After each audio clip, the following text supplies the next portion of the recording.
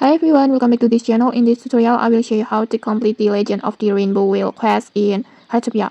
So first just head to the Whalefall area, and then next just find Rory. And if you don't know where Rory is, just simply track the quest and it will guide you to these exact locations like this to meet Rory. And then after that just talk to her and then accept the quest like this. And then don't worry, this quest is super easy.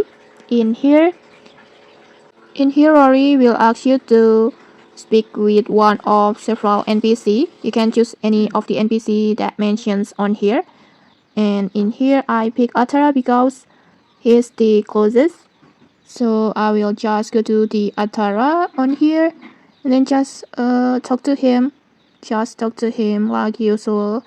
Just tap on the Legend of the Rainbow wheel, and then after that just chat with him like this. And then just like that, next just go back to Rory again